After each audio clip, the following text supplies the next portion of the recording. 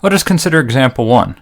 Given the potentiometer below, we want to determine the value V sub naught, where V sub naught is the voltage drop across our load resistance, represented by a 5 kilo ohm resistor.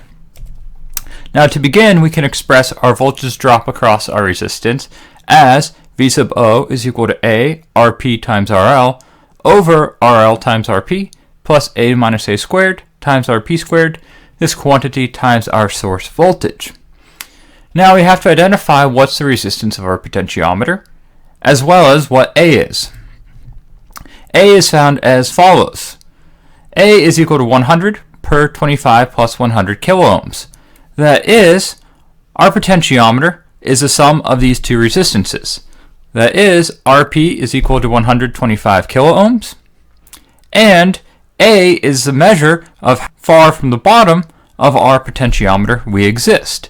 That is, we are 100 kiloohms out of the 125 kiloohms of our potentiometer, or 80% from the bottom of our potentiometer.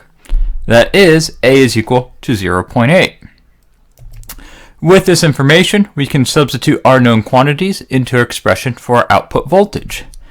VO would be equal to A, which is 0.8, times the resistance of our potentiometer, 125 kiloohms, times the resistance of our load resistance, 5 kiloohms, times our source voltage, 100 volts, per the resistance of our load resistance, 5 kiloohms, plus the resistance of our potentiometer, 125 kiloohms, plus the quantity A minus A squared, or 0.8 minus 0.8 squared, times Rp squared.